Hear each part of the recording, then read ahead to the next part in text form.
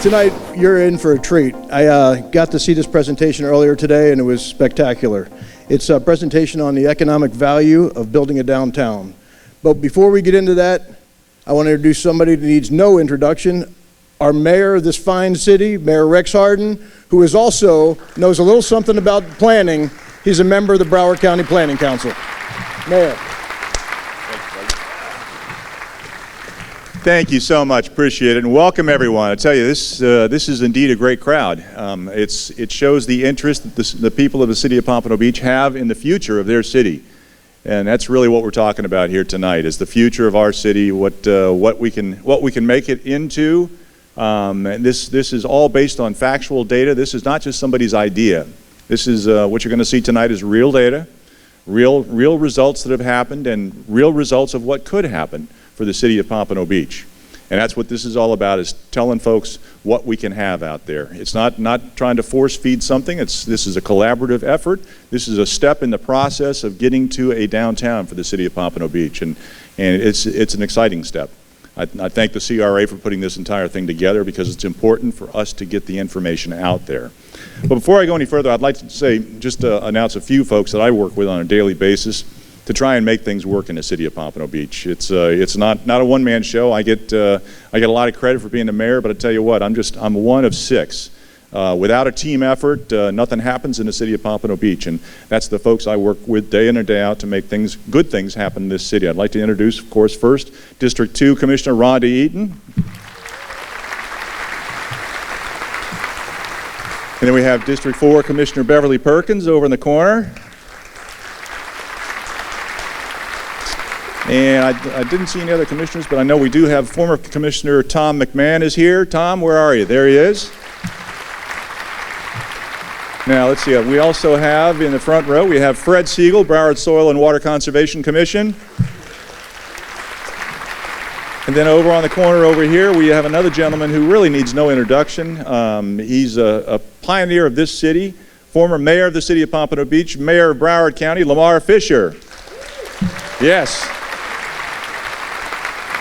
It's always a pleasure to see Lamar make it back to his stomping grounds, and I tell you what, it's a pleasure having him at the county level. Thank you so much for your service, Lamar, now and continuously. Thank you, Mayor. But now, without further ado, let me go ahead and get, one other person I would like to introduce is someone who actually is integral to the workings of the city of Pompano Beach, and that is the chairman of our Planning and Zoning Board, Fred Stacer. He's standing up right up there. And of course, in addition to the electeds and the volunteers and Planning Zoning Board and people like that, we also have, of course, city staff that really makes things happen. That's Greg Harrison. He's here right over in the corner over there, our city manager. And as I mentioned, all our CRA folks and just a lot of people, collaborative effort to really make the city work and to get us where we're at now and to move us forward into the future. And you know, what's happening now, a lot of people are seeing it and saying, wow, where'd this stuff come from? But honestly, what we're talking about now has been in the works now for over 20 years. Over 20 years. Our Northwest CRA has been in existence for actually over 30 years now. Some of you in this room probably remember E. Pat Larkins, a commissioner from District 4. I served with Pat years ago, but that's when all this really started. This started way back then. And I was at another event today with Commissioner Forney. I don't think she's here tonight, but she was talking to another gentleman about how eye-opening it is now that she's a city commissioner to realize how slow government works. And it's true. I mean, everybody knows that. I mean, most of my phone calls are about why can't things get done faster? But it's a deliberative process that we have to go through, and that's so that we don't make mistakes. But this process that we're embarking on and have been going on has been in existence now for over 20 years to try and make a downtown for our city, and it's exciting stuff. It really is. It's the future economic driver for the city of Pompano Beach. It's going to impact all of our taxes in a positive way. We've got a lot at stake here. So let me introduce our speaker this evening, the gentleman who really is. He's going to give us data. He knows data. He deals in data. This is, like I said, this is facts. This isn't just his opinion. This is facts of what's happening in other communities, what can happen in our community. He does a great job of explaining it. Mr. Joe Minicozzi, he is one of the top urbanists in the U.S. He actually has worked in West Palm years ago. He worked there. Right now he's based out of Asheville. That's where his home base is right now, but he's from the University of Miami School of Architecture. And he's going to talk to us a little bit about the financial implications for our city. And he's got a lot of data-driven models here for you guys to see. And this will all be available on the city's website. It's going to take a couple of days to get it uploaded, but if you don't get something here tonight, it'll be available. And don't ever hesitate to reach out and ask questions of the city staff and city elected leadership. We can get those questions answered for you also. But please, without further ado, please help me welcome Joe Minicozzi. Joe? Thank you, sir. Thank you.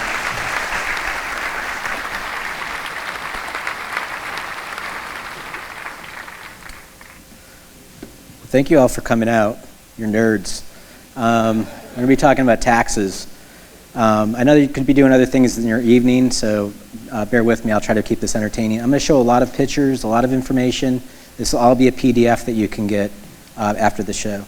So when I talk about cities, oftentimes what I have to do is come up with a way to get you thinking a little bit differently about your place.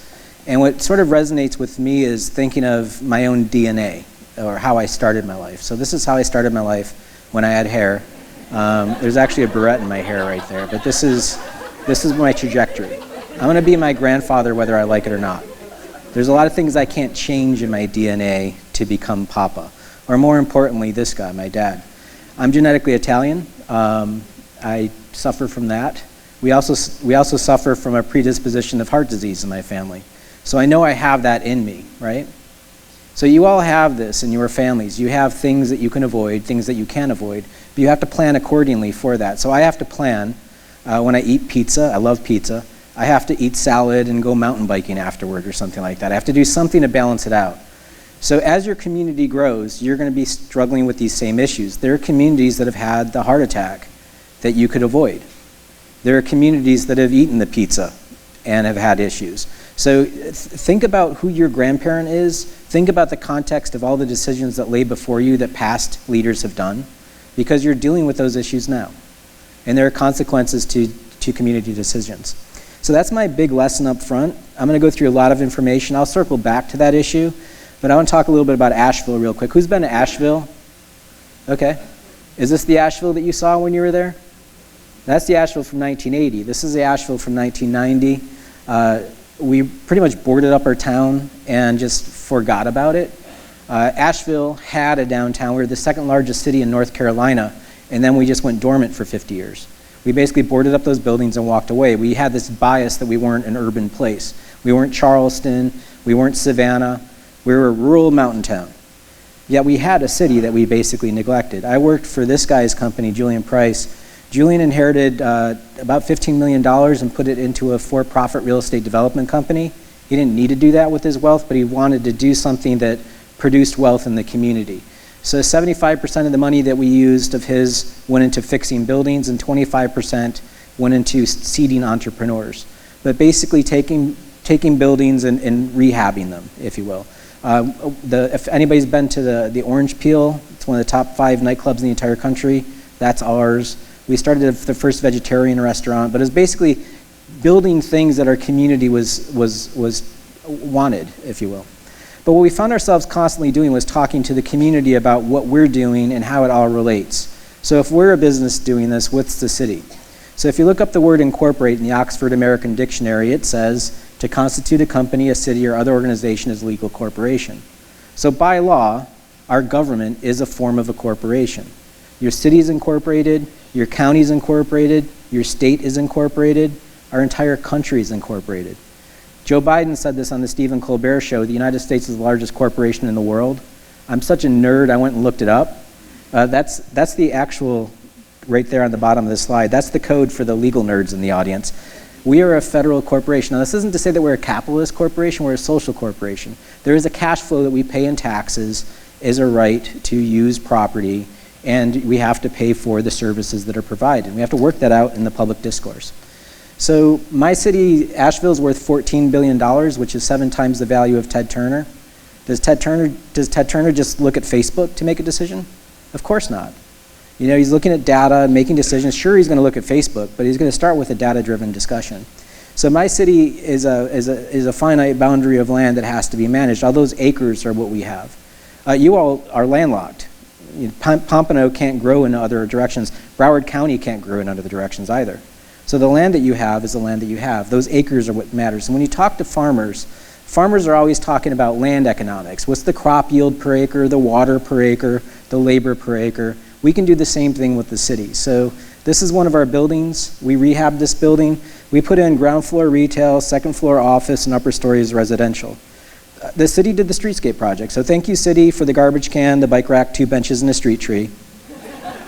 You know, we were actually accused of being subsidized. There were people who are just like, why are you wasting money downtown on those developers' properties? And we're like, well, hold on a second. We wouldn't have built that product, fixed that building, had it not been for the streetscape. People that live in smaller apartments get out and walk around the downtown and do stuff. They need that public realm.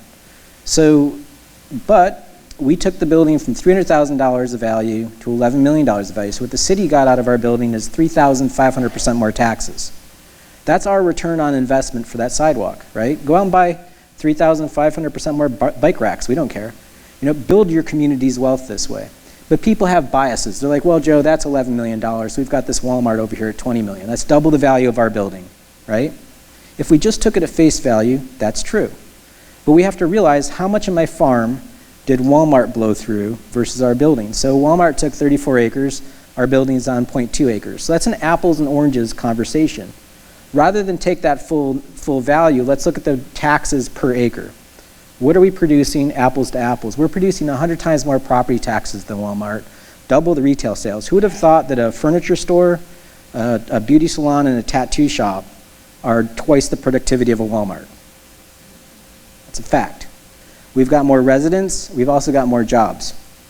So if you just clinically go through this and put your biases aside and look at the data, which one produces more wealth and revenue for your community? Do more of that. This isn't complex math that I'm doing here, by the way. This is 5th grade division. We're dividing the unit of economics into its acreage. That's it. When we talk about cars, we don't talk about cars on a miles per tank basis. Could you imagine if we're all out there in the lobby and I'm like, my truck gets 650 miles per tank? You'd laugh at me. You're like, Joe, come on now, that's stupid. All tanks are different sizes. We don't measure cars by the tank. We measure it by the gallon, right? Miles per gallon, that's what we use. So when you say miles per gallon, the numbers just change, and we still be driving BMW Asettas. Sorry to the Prius owners, 1955 technology is more efficient. It's also way more dangerous. If you have a head-on on that thing, you're like stuck in that little car. Anyway, it's a joke. I'm doing this to show you that we already have this language within us. We just fail to use it in our own cities. So if you look at just the data set that we have is about 60 cities. For every dollar of taxes somebody out in the unincorporated county is paying per acre in property taxes to the county, their brother and sister in the city is paying about 5 times that to the same county. Here's the Walmart, there's the mall. This is a 2-story building, 3-story building, and 6-story building. So we're not even in the high-rise status here. You see, as you stack your stories, you're stacking your dollar bills. It's that simple. That Main Street product, those buildings that our great-grandparents left us in most of our communities produce tremendous amounts of wealth for our communities. The opposite is also true. The post-war boxes that have been built are taking a lot of our revenue. They're not really producing much for us, the mall and the Walmart. And if y'all think I'm bashing Walmart a little too hard, let me just kind of take a step back. I presented at the International Association of Tax Assessing Officers conference. Anybody, is there an assessor in the room? Anybody hang out with a bunch of assessors? Could you imagine 3,000 assessors? It makes a planning conference feel like Burning Man. It was the squarest conference I've ever been to. And you know, all these assessors are tweaking out on different weird numbers and stuff like that. But this guy got up at 8:30 in the morning, stood at the microphone and did this amazing presentation on how cheap his buildings are. Let that wash over you for a second. I thought it was brilliant. 3,000 assessors, 1 meeting, you're getting all of your property tax bills lowered by proving how cheap your building is. So I walked up to the microphone and I asked him, I said, Mr. Terrell, what's the useful life of one of your buildings? And he goes, 15, 20 years. We designed the building to depreciate as fast as possible. We'll build another building and depreciate it down again.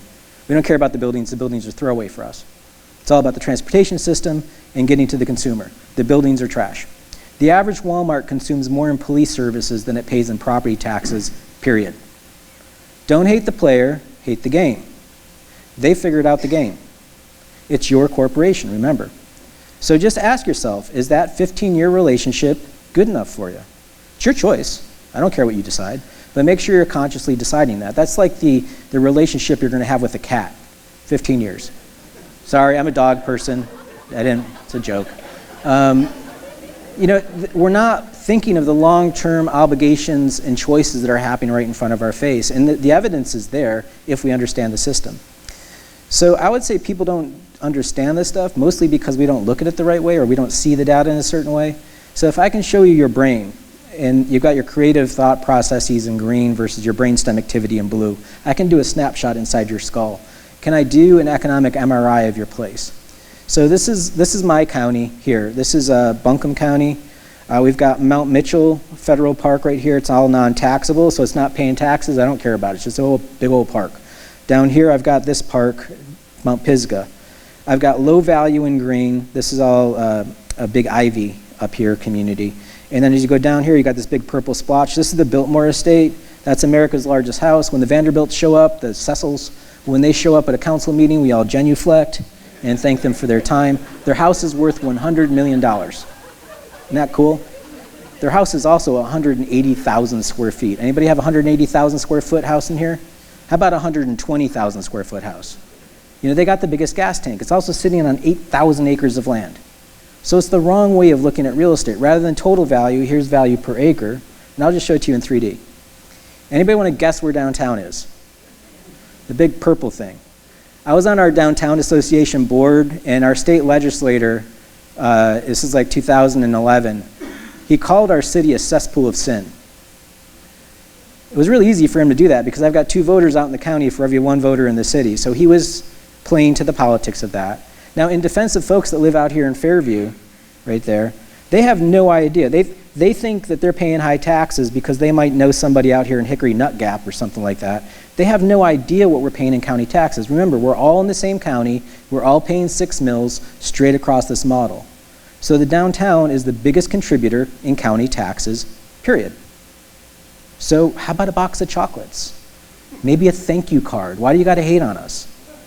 So help people see the data. Incidentally, from an urban design standpoint, we could see how low value the sprawl is on the south side. But we can also look over here at our little cousin, Black Mountain, right there. You can see its a little foothill, it's a little baby mountain popping up. The tallest building in Black Mountain is 3 stories tall. And you can see how that's popping up. That's the way we used to build cities in towns and villages. It had a core and a ring around it, basically. So you can see it writ large in our model. So again, when we first started doing this, everybody's like, well, that's Asheville, we're different, our state's different. Here's Kansas City. Anybody can tell where downtown Kansas City is? How about Bozeman, Montana? There's downtown. This is Manchester, New Hampshire. Are y'all seeing a pattern? This is the way that we used to build cities. This is Brevard, North Carolina. This is a village of 8,000 people. When we showed this to the mayor's name is Mayor Jimmy. He's been mayor for 25 years. And Mayor Jimmy goes, well, hell, I can tell where downtown is. I'm like, yeah, you can. So this is spatial analysis. Good, this joke worked. It doesn't work for people under the age of 35, I know that. But it's how we see things spatially. And again, biases. Like people would say to me, oh, well, we don't want density. That's not who we are. Okay. Gwinnett County. Anybody know Gwinnett County, Georgia? Lawrenceville is the county seat. I'm 3 hours away. I've never heard of Lawrenceville. When we did their project, I'm seriously not making this up. They told me I could not say 4 words when I presented to the community. I couldn't say the word urban. I couldn't say the word city. I couldn't say the word town or municipal. We're rural people, Joe. We're not city people. What do you do when your company's called Urban 3? Do you just say you're like, I'm 3? So we're doing their math, and I called out my client. I was like, Kelly, y'all are 812,000 people in your county. She goes, yeah, but Joe, look, we're outside the Beltway. We're 460 square miles. We're huge. We're rural. All right. 812,000 people divided into 460 square miles equals 1,900 people per square mile. That's each of those little people is 100 people. That's their density. They're less dense than DeKalb that has a piece of Atlanta and Decatur in it. But we had all of this other data, so I went ahead and presented it to them. Now, mind you, I was having a private stakeholders meeting with 75 people in the room, which was kind of interesting. And I put this up. I'm like, look, y'all, you're 200 people denser than Mecklenburg County, North Carolina. What's in Mecklenburg County, North Carolina? Charlotte. I've heard of Charlotte. This is Nashville, Tennessee. Both of these places have professional football teams. There's no such thing as the Lawrenceville Cowboys, is there? This is Austin, Raleigh, Asheville, Chapel Hill, North Carolina. That's what rural looks like. I don't know what the hell y'all did. There are choices you made in the attitude that you have. By saying no to something, you're saying yes to something else. So as they built their city, and we did their model. Josh McCarty did this. I was like, Josh, could you turn it on its side? It looks like a 1970s shag carpet. It's like the same thing, straight across the model. They built the entire county with the same stuff. That's what you got. This is what we typically see. This is why I was a little freaked out. I was like, this is Orange County, North Carolina. I can see Chapel Hill, Carrboro, and Hillsborough. I can see their downtowns in each of the little models, right? What the hell did y'all do here? So this is the most potent building in their entire county of 812,000 people. This was left to them by their great-grandfather. There you go. That's it. $8 million an acre is the top of your model. All of these other places are less dense and more productive. So just to rub it in, if that wasn't hard enough, we put the three counties side by side of Gwinnett, Travis County, which is Austin, and Davidson County, which is Nashville, as a side view, and we made an economic heart monitor so we could pulse them all out. And there you go. So we got a peak value of 192 million there, 476 up there, and y'all are flatlining at 8. And I said to them, they're like, but we're not urban. I said, you got all the same horizontal infrastructure here versus here. Do you have any of the vertical stuff to pay for it? And they're like, well, no. I'm like, are you guys broke yet? And they're like, oh, yeah, we're broke. How did that happen? You have to face the facts of what you have, period. So other places, oh, we're fine, we're growing, we're okay. Sunbelt places, I typically get this. We're cool. Okay. This is Lancaster, California, which is up and over the mountain from Los Angeles. They're out here at the edge of the Mojave Desert. This is what they built. They're about 160,000 people. Their purple spike should be bigger than this, than what they have.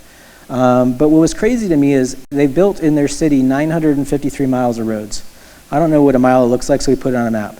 So they have enough roads to go from Los Angeles to Portland. Now let me tell you a little dirty secret about roads. They don't last forever. And in their case, the roads last every 30 years. So every 30 years, they have to build a road from Los Angeles to Portland. If you were a mayor or a city councilor, would you choose to build a road from Los Angeles to Portland? No. How many roads do you all have? You have to rebuild those, right? As a developer, I build the roads, give them to you. They become your liability into the future. So a little secret about city municipal finance is most finance officers list roads as assets. Do you all know that? When I talk with finance officers, I'm like, well, in my business, my computer's an asset. If I had a delivery van, it's an asset. If I had a piece of real estate, that's an asset. I can sell you the van, the delivery van, the house, or the computer. Can Pompano pick up its roads and sell them to Fort Lauderdale? No. So you're stuck with them forever. So this is what they look like. This is when they built all their roads. We stopped them in 2016 and said, there are your roads. We're going to stop you there. If you look back in time in 1953, look at all those lane miles that they built in that 1 year right there. That's insane. Now, nobody was penciling this stuff out after World War II. We just came back from the war and we're like, we're just going to do something different. We completely changed our cities and did this Hail Mary pass that all of a sudden everybody's going to have cars, we're going to be different, it's going to be modern. Great. That's the cost put into the ground. That came back for the first rebuild there. Now, in the 1980s, when they rebuilt that, what did most cities do? We annex more land, we do more development, get more tax flow that way. Well, guess what? You're getting more roads with it right there. This comes back with a second rebuild and brings along with it the new stuff. So we just stopped them here and said, let's just see what your build-rebuild cycle of what your pattern looks like, and this is what it looks like. So we can look back in time and see how weird that first wave was, what an anomaly that was to just cataclysmically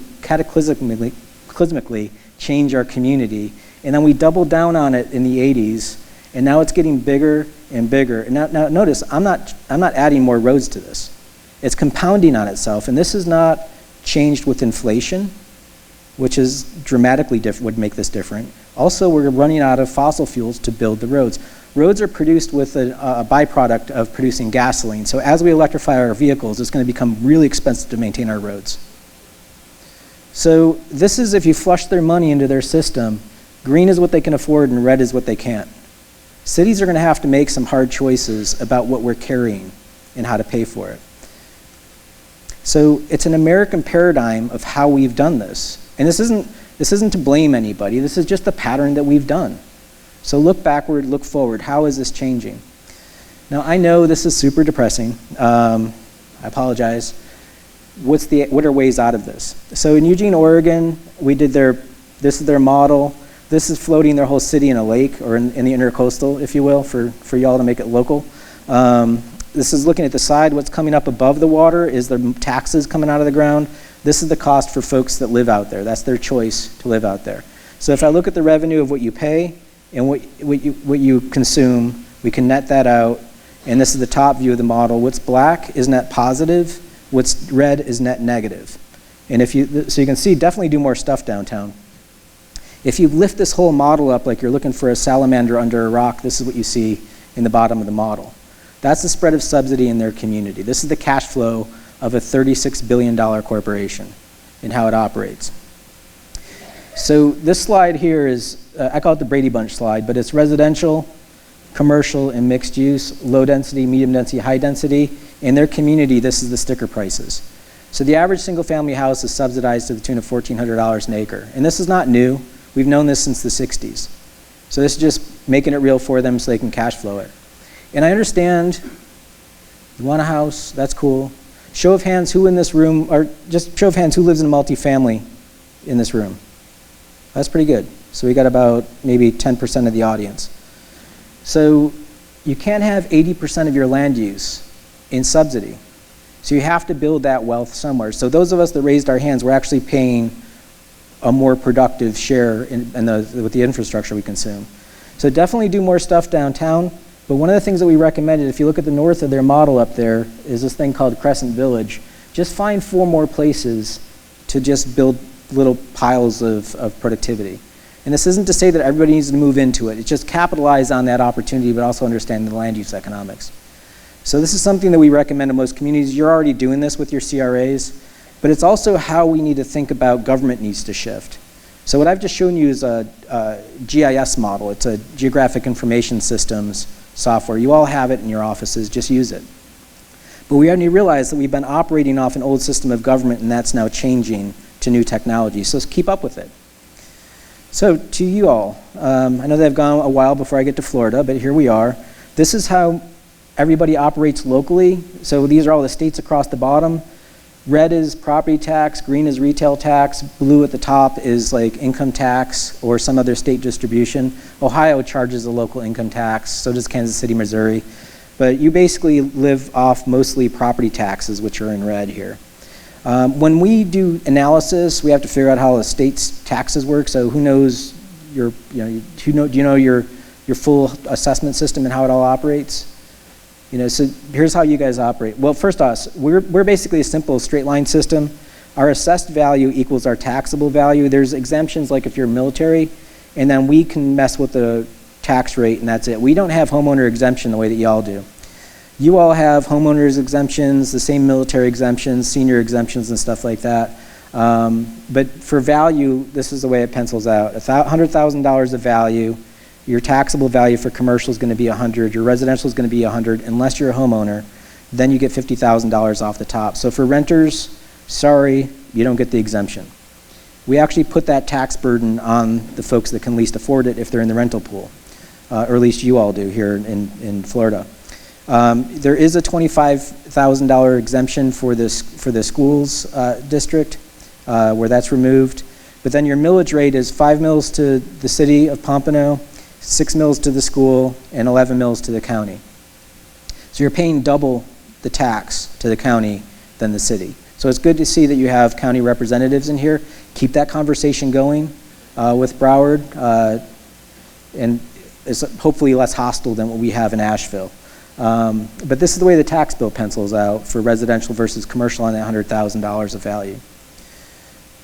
The crazy thing about y'all is the Save Our Homes Amendment. Now, I've lived in Florida for 12 years before I moved to North Carolina, and I remember when the exemption was talked about and passed.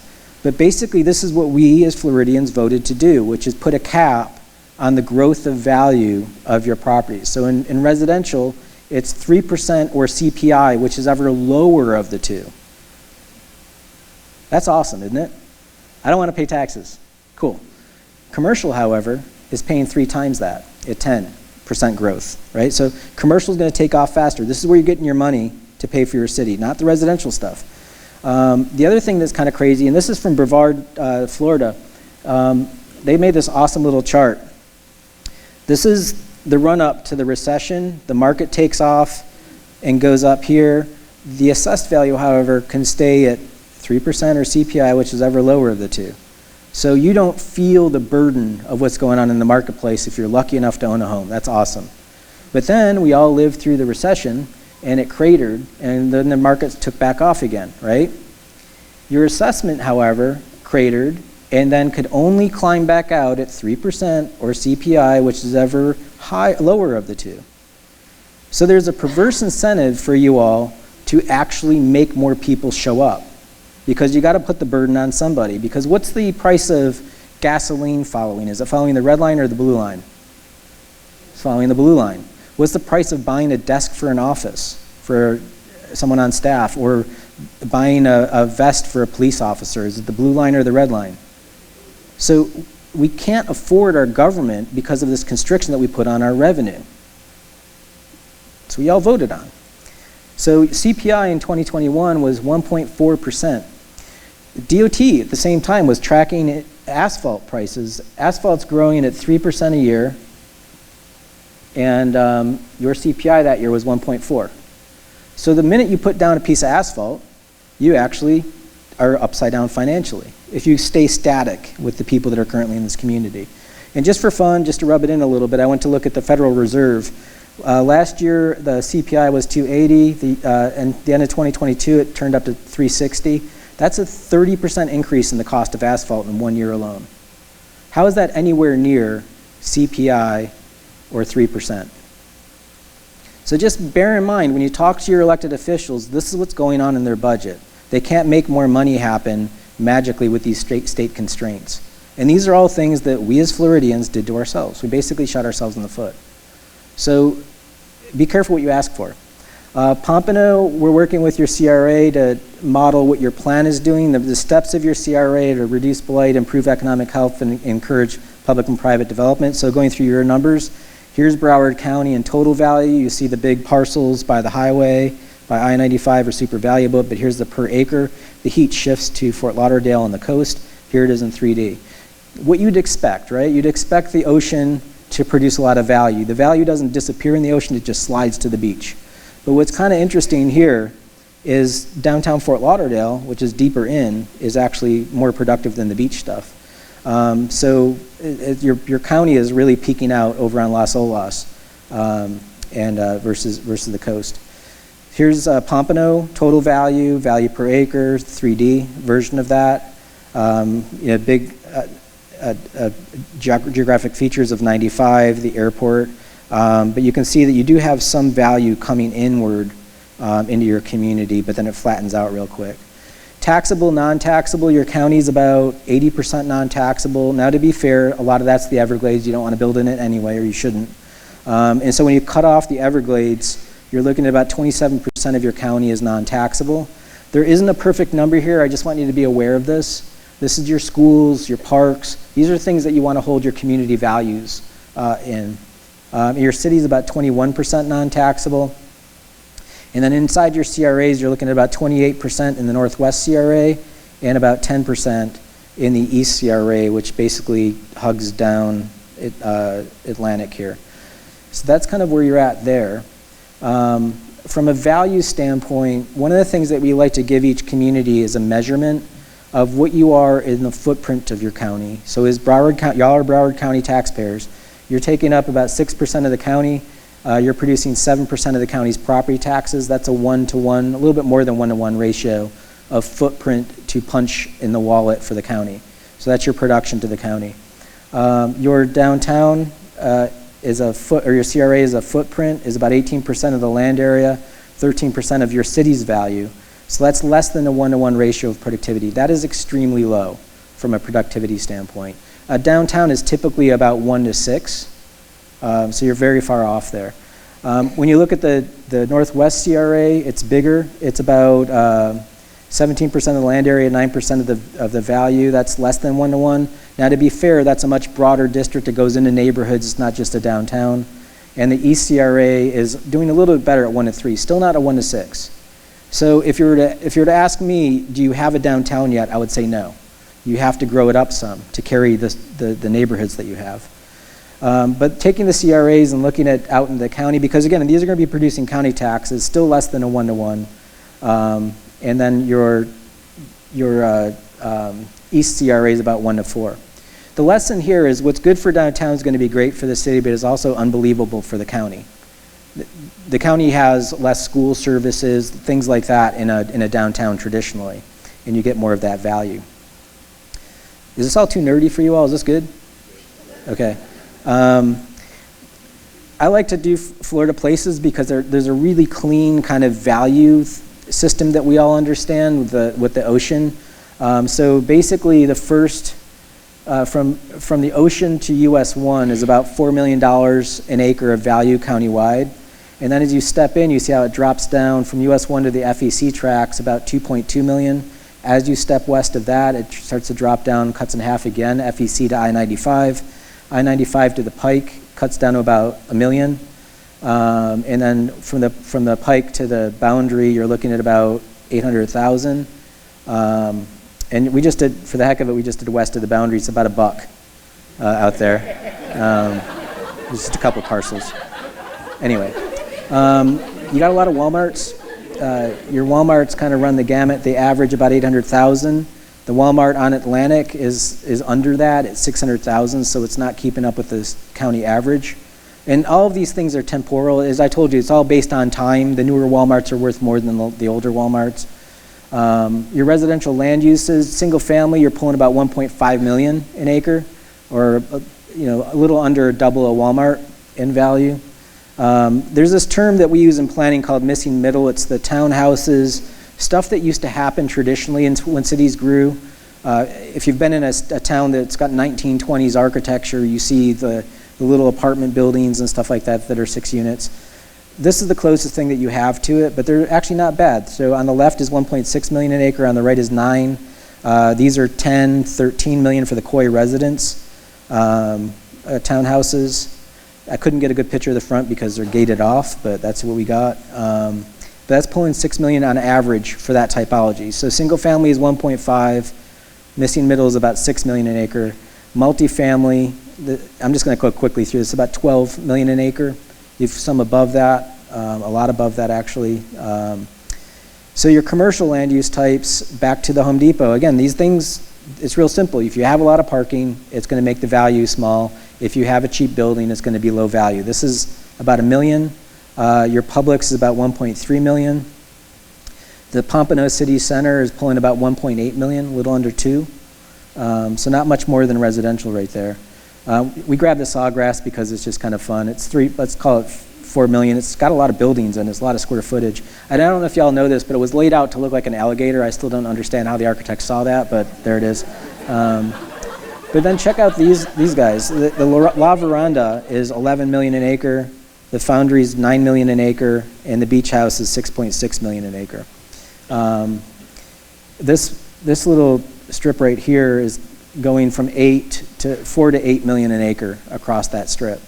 And really you see where it pumps up with the multi-story buildings, you get more value. It's that kind of simple, and the amount of footprint that it takes up on the site. One North Ocean on the left is pulling 14 million, 16 million, 32 million. And obviously when you get to the coast, 76 million, 70 million. These things are super, super productive. But they're also big buildings and they have an incredible view. But don't neglect these little guys. On the left, that's 6 million an acre, and the Desjardins Bank is about 9 million an acre. So these are productive little pieces. Think of these as ingredients of making a city and what you could do. On the left is 8 million, and you got 10 million with the 112 North South Federal. And then this one here pulling 10 million an acre. So just think of these as price tags. As you replicate these buildings, you'll produce very similar returns or values. I went to architecture school. This is nothing to write home about architecturally, but it's very productive.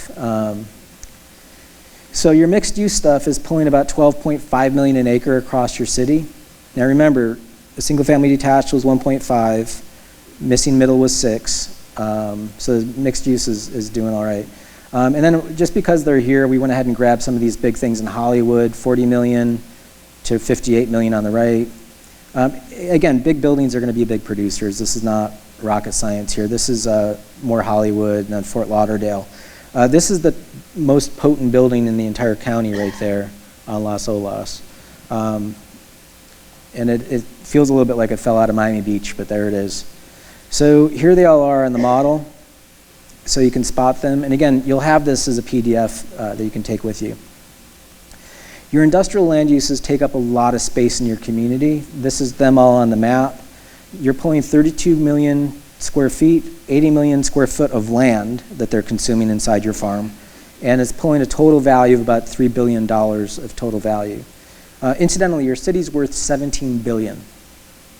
So if you want to have fun, realize the mayor's on the board of a $17 billion corporation. That's what your city is worth. But your 32 million square feet, if you took all of your square footage of your warehouses and squeezed them together, they're basically the entire airport of land area. These are important for jobs. Just be careful with this building type, because you want to hold that land for that type of job and not let other types of jobs consume that real estate or that part of the farm. So for big manufacturing stuff, things like that, but for an architect's office or a lawyer's office, that would squander that real estate opportunity. This is best kept for, you're sacrificing value for jobs, basically. So these are pulling about single family residential in value, and it is what it is. Again, this is the value of that type of building. So this is a few of them in the context of the model.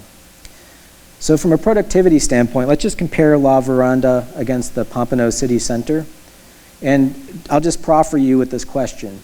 How many La Verandas would it take to equal the entire value of the mall? The mall is about $108 million of total value, and it's taking 59 acres. So if you just had that much La Veranda, it would equal all of that. So basically, whatever would fit in that part of the parking lot of La Veranda would equal the entire value of the mall.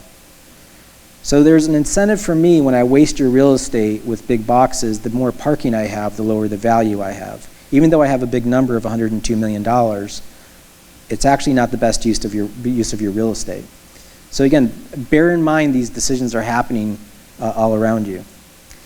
So your CRA started in actually this memo goes back to 1981, but started in 1988 to redevelop your community. This has been a process, a long road that you've been on, 30 years to do this. You've got two districts, the Northwest District and the East District. There's your Northwest District, some buildings in it, and your East District.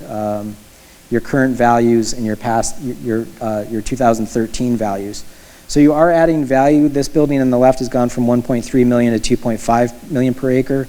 This building's gone from 260,000 an acre to 2.5 million per acre. That's a big jump. And this has gone from 1.6 million to 6.5 million. That's high amounts of potency that you're adding in your community. This is the change in the Northwest District. It's gone from 279 million in 1988 to 1.04 billion. And the East District has gone from 136 to 355 in total value. From a value per acre, this is what is done value per acre wise. So putting it side by side, this is the total value change of the Northwest and the East, and this is the value per acre change in the Northwest versus the East. So the Northwest, even though it's got a lower value per acre, it's actually accelerating faster because you're seeing a lot more change happen. It's a bigger area. Your growth, we wanted to find a way to comp you against, again, find you a cousin, if you will. So we're looking at Hollywood and Fort Lauderdale. We also looked at Miami. But when you look at Miami and Fort Lauderdale, you can actually learn from pieces of them, but they're kind of a different animal. Miami's 440,000 people. Y'all are about 111,000. So really, it's probably best to look at Hollywood. You're about 73% their population, 80% their land area, 90% their density. And here's where they're beating you. In the top of their model, you're only about 40% where they're peaking out. And your total value is pretty close at 80% their value. So use these as indicators going forward. Track yourself against other peer groups. This is a good, like I have a body mass index that I look at, or my weight that my doctor takes. These are good matrices to look at. Land value. One of the weird things that I've noticed is the biases that assessors have. This is, I'm just going to use this as an example. This is the land value. There's no buildings here in this model. This is in Cheyenne, Wyoming. And if you see up here in the upper left, this neighborhood, everybody's dirt. So there's no buildings. This is just land value per acre. And you see everybody's value up here. So let's just use the pointer. Up there is the same value. If you look over here, the dirt here is pulling 15,000 an acre. And when you cross the street, land doubles in value to 40,000 an acre just by crossing the street. And remember, there's no buildings here. When I was presenting this to the community, I was like, what's going on where you cross the street and land doubles in value just for the dirt? Same zoning code. And the assessor raises her hand and she goes, well, you don't understand. And I said, what am I missing? She goes, well, they have more land. The more land you have, the lower the value. Did you all know that? The mayor just started laughing, and I was like, really? So I get 3 miles of street around here. This fella's got 200 feet. She goes, we don't count street as part of the value. That doesn't matter for us. So realize how your assessment system can actually undermine some of your economics. That's the bias that assessors have. Incidentally, that's what I took to the assessors conference. Their magazine is called Fair and Equitable. And I asked, how is this fair and how is it equitable? Now, to their credit, the assessors said, it's not. Imagine how weird that is. You've got a room full of assessors like this big, and they all said, it's not fair. I was like, so where did this standard come from? Did Moses deliver this to you? Here's what was even crazier. They're like, we have no idea where that standard came from. So how does the market behave when you have these flaws inside the market that are going to give me an incentive to blow through your real estate, and I get to pay you less taxes for it? That's kind of crazy. So be aware of it, that you have that in your system. So zooming in, I think we can see some of it. You can see the commercial properties, the smaller properties are so much more valuable than the bigger parcels behind them. It's just a bias of how the assessors look at real estate. And it works against what you're trying to do and trying to achieve. It works against your efficiency. So these are just some of the dirt values. Again, you'd expect the dirt to be very valuable by the beach. But why isn't it consistent? It should be consistent. So everybody's got the same ocean, right? So in the Northwest, you're looking at about 270 for your dirt per acre, and in the East, you're looking at about 1.5 million per acre. Your growth projections, this is Old Town Square right now. Your current value is 1.2 million, about 600,000 per acre, and you're expecting to grow this with this building. So when this building grows, it's going to basically fertilize the soil with value. It's a big building. Here's where it currently is, and then when this gets built, it's going to be like this. So that's the potency that you're going to realize in that area. As you do stuff like this, you have to build an ecosystem of urbanism around that. This is how you build downtowns. So this is a really good bang for the buck right there and jump in value when that building is realized. So one of the things that we're looking at is to go and to look at Fort Lauderdale. What's right there hiding in plain sight is their downtown, that you can see that it's not anywhere near the water. So this is a good lesson right there, but it's also genetic material that's been left for them about 100 years ago when they platted their city out. This is their downtown. Frankly, I think that circle is a little big from a design standpoint, but it is what it is. That's what they have. But you have a very clear organizing element of Main Street with a terminus here. This is a really flawed decision, whoever did that, and just let a Walgreens happen right there at $4 million an acre when they're pulling $40 million right next to it. So that's just, they undercut themselves with that. But anyway, these aren't huge buildings pulling great value at 6.4. This thing's 14 million an acre right there, just 2 stories. So you don't have to do skyscrapers to add value, you just have to thicken up some. Again, 9 million to 14 million. So putting you both side by side, we can look at your communities and say, okay, what if we were to transpose Hollywood downtown into your downtown? You can see the stat differences right there. And you're about the same size in parcels, but you can see the value difference going from 44 million to 600 million in value. That's the potency you can build in a downtown. So really quickly, I want to touch on this word blight. You really need to, I think, remove this from your vocabulary. Blight's a loaded word. It also has a very bad history, but you have these parcels here where you have the land is worth more than anything on top of it. So these are your vacant parcels, or where you have like a dead Jiffy Lube or something like that. You have a lot more parcels. 56% of your downtown area is currently underperforming, and in Hollywood it's about 37%. Now, to be fair, that takes up a lot of that 37% right there. But when you look at what the CRAs own in both of these, you actually have a lot more of those parcels under your own control than they do. So you actually can move faster and do more things than what they can because you already control those parcels. So that's your opportunity as you go forward to start to thicken up. But also back to the blight word. This word comes from tools that we did that is basically economic warfare in our communities. I don't know if you know the term redlining, but redlining came from 1934 as a passage of the federal home mortgage system, where our federal government issued an edict to change mortgages from 7 years to 30 years. And in it, it told communities to adopt maps. The maps had 4 colors: green real estate, which is good; blue real estate, which is desirable; yellow is declining; and red was considered hazardous. You were deemed hazardous by your infiltration of immigrants or if you were black. So at the time, 1930s, the big immigrant class that was coming in was Italians. Watch out for me, I can take your real estate down. And then also Germans. So what kind of Germans were coming in 1934? It was Jewish people. Now I can change my name to Smith. I could maybe put handcuffs on so I don't use my hands so much. But can black people change the color of their skin? So you wake up that day, you can't get a mortgage. So they asked us in Kansas City to analyze the redlining pattern.